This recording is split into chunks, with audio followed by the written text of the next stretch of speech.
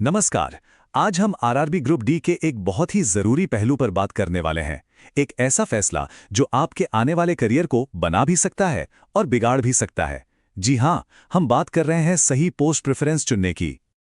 ये एक ऐसी बात है ना जो बहुत से उम्मीदवार करते हैं। मतलब जल्दी जल्दी में कोई भी प्रेफरेंस भर देते हैं और फिर बाद में बहुत पछताते हैं।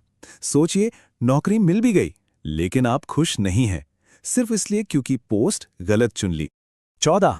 जी हाँ, कुल 14 अलग अलग तरह के पद हैं। अब ये सुनने में तो बहुत ज्यादा लगता है ना, लेकिन घबराने की कोई बात नहीं है। हम इसे आपके लिए एकदम आसान बना देंगे। तो सवाल यह है कि फैसला करें कैसे। चलिए इसी को समझते हैं। हम देखेंगे कि ये चुनाव इतना जरूरी क्यों है। फिर इन सभी नौकरियों को कुछ ग्रुप्स में बांटेंगे, कुछ खास रोल्स को करीब से जानेंगे और आखिर में आपको टॉप पोस्ट के बारे में भी बताएंगे। ठीक है, तो सबसे पहले और सबसे जरूरी बात, ये प्रेफरेंस वाला सिस्टम आखिर काम कैसे करता है। देखिए, ये समझना बहुत ही जरूरी है। सिस्टम आपकी लिस्ट में से उस पहली पोस्ट को ही आपको दे देगा जिसका कट ऑफ आप क्लियर कर लेते हैं।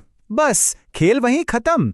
भले ही आपके नंबर इतने अच्छे क्यों ना हो कि आपको टॉप पोस्ट मिल सकती थी, लेकिन अगर आपने उसे लिस्ट में नीचे रखा है तो वो आपको नहीं मिलेगी। इसीलिए ये ऑर्डर सब कुछ है। अच्छा, अब इन 14 पदों को थोड़ा आसान बनाते हैं। चलिए इन्हें काम के हिसाब से 4 बड़े परिवारों या ग्रुप्स में बांट लेते हैं। ज्यादातर पोस्ट इन्हीं 4 कैटेगरी में आती हैं और हर एक में काम का माहौल, काम करने का तरीका, सब कुछ बहुत अलग होता है। बस ये समझना कि कौन सा ग्रुप आपके लिए सही है, सही चुनाव करने की पहली सीढ़ी है। चलिए अब थोड़ा और गहराई में चलते हैं और देखते हैं कि इन जॉब टाइटल्स के पीछे असल में दिन भर का काम होता कैसा है। सबसे पहले बात करते हैं पॉइंट्समैन की। ट्रैफिक कंट्रोल में इनका बहुत बड़ा रोल है। ये पक्का करते हैं कि ट्रेनें सही पटरी पर, सही प्लेटफॉर्म पर जाएं। इनका काम स्टेशन या उसके आसपास ही होता है। याद रखिए, ट्रेन का ड्राइवर ट्रेन को नहीं मोड़ता, पॉइंट्समैन ही पटरी बदलकर रास्ता बनाता है। अब आते हैं असिस्टेंट वर्कशॉप पर। जैसा कि नाम से ही जाहिर है, इनका काम एक फिक्स जगह यानी वर्कशॉप में होता है। ये रेलवे के कोच और इंजन के पार्ट्स की मरम्मत और मेंटेनेंस करते हैं। तो अगर किसी को एक तय जगह पर एक तय रूटीन वाला काम पसंद है तो ये एक बेहतरीन ऑप्शन हो सकता है।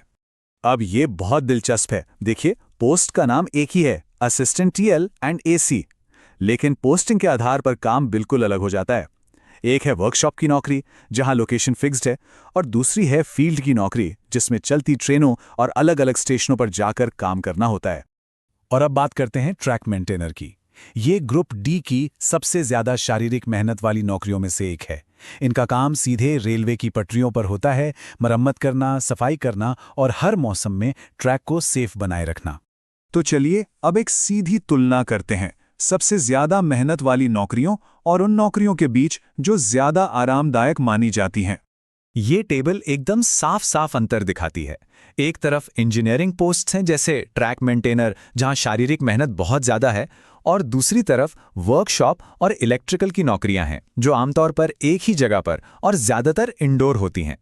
तो इन सब बातों को ध्यान में रखते हुए वो कौन सी पोस्ट्स हैं जिन्हें ज्यादातर लोग पसंद करते हैं, चलिए अब उस पर आते हैं। तो देखिए, लिस्ट में सबसे ऊपर हैं पॉइंट्समैन, क्योंकि इनका काम स्टेशन पर ही होता है। इसके बाद आती हैं इलेक्ट्रिकल और मैकेनिकल वर्कशॉप वाली नौकरियां जो अपनी फिक्स्ड लोकेशन और बेहतर वर्किंग कंडीशन के लिए जानी जाती हैं। अब सवाल यह है कि यही पोस्ट टॉप पर क्यों है।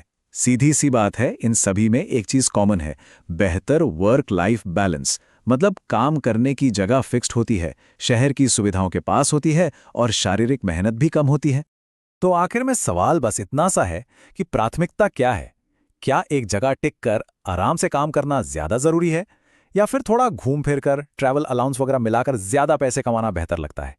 ये फैसला तो आपको ही करना होगा।